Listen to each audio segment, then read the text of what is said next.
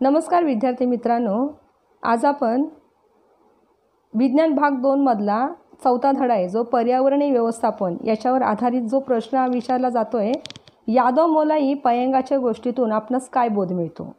हा प्रश्न जर बोर्डाला विचारला गेला तर त्याचं उत्तर कसं लिहायचं आणि हा पॉइंट काय तो जरा व्यवस्थित समजावून घ्या। तर यादव मोलाई यांच्याविषयी आपण थोडंसं माहिती घेऊया। तर यादव मोलाई हे आसाम राज्यामध्ये राहणारे आदिवासी भटक्या जमातीमध्ये त्यांनी जन्म घेतलेले एक व्यक्ती होते। ते एक कर्तबगार माणूस होते।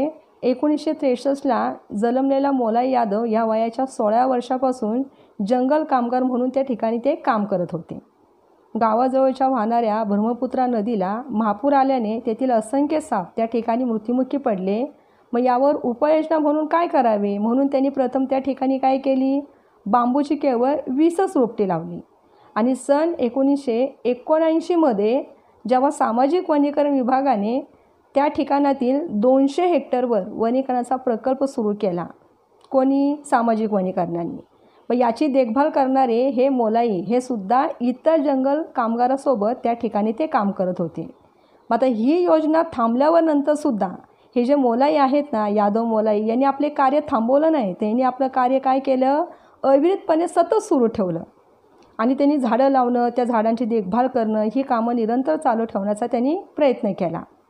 आणि त्याचा परिणाम काय झाला की ज्या परिसरामध्ये एकही वृक्ष नव्हता त्या ठिकाणी या माणसाने जादव मोलाई पयांग या व्यक्तीने एक नाही दोन नाही तर सुमारे 1360 एकरचे जंगल तयार केले।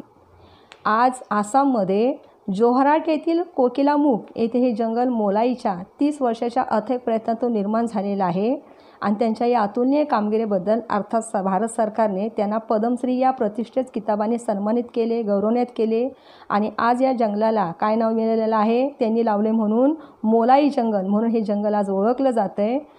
अनेक माणसे मिळून पूर्ण अख्खं जंगल नष्ट करतात, पण एका माणसाने जर मनात आणलं तर अख्खं जंगल ते काय करू शकतात, एका माणूससुद्धा तो एक पूर्ण अख्खं जंगल निर्माण करू शकतो। याच्यावरून आपण असा बोध घेऊ शकतो की यादव मोलाई पयांग यांनी यांनी असे प्रयत्न केले त्यामुळे पूर्ण ते जंगल काय झालेलं आहे, तयार झालेलं आहे, असाही आपण बोध घेऊ शकतो। तर संजय क्लासेस या चॅनेलला सबस्क्राईब करा, लाईक करा, शेअर करा आणि हा पॉईंट आहे तो व्यवस्थित समजावून घ्या। धन्यवाद।